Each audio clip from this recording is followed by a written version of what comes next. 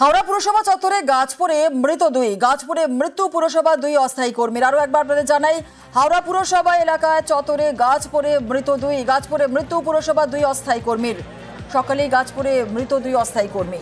কিন্তু কিভাবে এই দুর্ঘটনা ঘটলো, এলাকার বাসিন্দারাই বা কি বলছেন, প্রত্যক্ষদর্শীরা কি বলছেন জানবো। আমাদের সঙ্গে রয়েছেন আমাদের প্রতিনিধি দেবাশিস চক্রবর্তী। সরাসরি চলে যাবো দেবাশিসের কাছে। দেবাশিস, অত্যন্ত মর্মান্তিক খবর, এই দুর্ঘটনা ঠিক কখন ঘটলো, প্রত্যক্ষদর্শীরা কি বলছেন?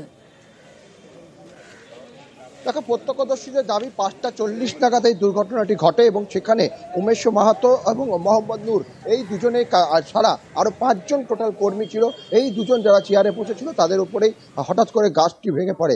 দীর্ঘ পুরনো এই গাছ, সেই গাছটি হুড়মুড়িয়ে একেবারে মানে পৌর শাখা অর্থাৎ একটি কাস্টমার কেয়ার শব্দ অফিস তার পাশে কিন্তু সকালের দিক থেকেই তারা এখানে বসে থাকে, বাইরে বসে থাকে, সেখানেই হুড়মুড়িয়ে ভেঙে পড়ে পুরো গাছটি।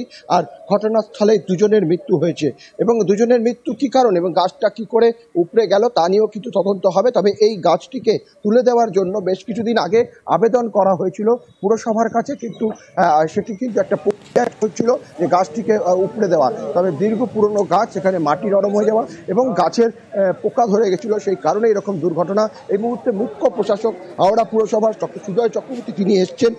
দাদা, একেবারে দুজনের মৃত্যু, মর্মান্তিক দুর্ঘটনা, কিভাবে হলো এটা? দেখুন, দুজন আমাদের অত্যন্ত কাছের জন। একজন হচ্ছেন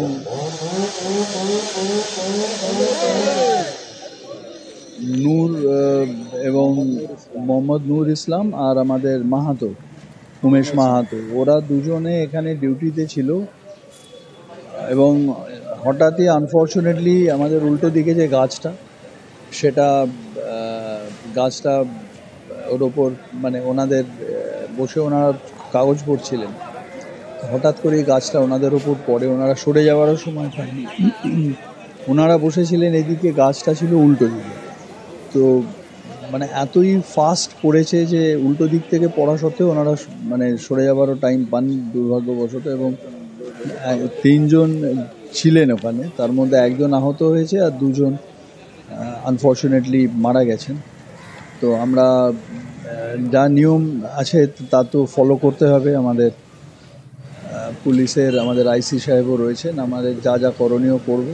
গাছটিকে তুলে দেওয়ার জন্য একটা আবেদন করা হয়েছিল বোধহয় কয়েকদিন আগে। না, গাছটা আমি আপনাকে বলছি, গাছটা তো আপনার সামনে রয়েছে, আপনি দেখছেন। গাছ একটা শুকনো গাছ হয়ে গেলে তার পাতা দেখলে বোঝা যায়। আপনি এই গাছটা এখনও দেখলে দেখতে পাবেন যে এত বড় গাছ এবং টোটালি গ্রিন, সবুজ পাতায় ভরা। এটা অ্যাক্সিডেন্ট ছাড়া আমি আর কিছু আমার বলার ভাষা নেই। তবে আমরা যে দুজন আমাদের স্টাফ মারা গেলেন, আমরা ইমিডিয়েট আজকেই তাদের জন্য, পরিবারের জন্য আমরা একটা সরকারি নিয়ম মেনে যে ক্ষতিপূরণ আমরা সেটা আজকে দেব। যদিও দেখুন, অর্থ দিয়ে তো এই জিনিস পূরণ করা যায় না, কিন্তু তবু আমাদের সরকারের পক্ষ থেকে আমরা যে ইমিডিয়েট আর্থিক যে ক্ষতিপূরণ আমরা দিই সেটা তাদের পরিবারের লোককে আমরা মানে জানাবো যে আমরা দেব সেটা তাদের বাড়ির লোক এলে। এবং আমরা পুলিশ প্রশাসনকে অনুরোধ করেছি যে যত তাড়াতাড়ি সম্ভব মানে যাতে করে আমরা বডি ওনাদের হাতে তুলে দেব। বড়সড় দুর্ঘটনার হাত থেকে রক্ষা, যদি এটা একটু বেলার দিকে হতো, অর্থাৎ যখন পুরসভার কাজকর্ম চালু হয় সেই সময় হলে কিন্তু আরও বড়সড় দুর্ঘটনা ঘটতে পারত। তার কারণ বহু মানুষ এখানে কিন্তু পুরসভার কাজে আসেন, যারা মূলত এই জনসহায়তা কেন্দ্র, সেখানে এসে কিন্তু ফার্স্ট রিপোর্ট করে, সেখান থেকে তাদের কোথায় কাজ করবেন, কোথায় যাবেন, পুরো বিষয়টি দেখার জন্য তারা কিন্তু বসেন। ফলে যদি সেই সময় অর্থাৎ অফিস টাইমে আর একটু যদি বেলা হতো তাহলে হয়তো আরো বড়সড় দুর্ঘটনা ঘটবে। ধন্যবাদ দেবাশিস।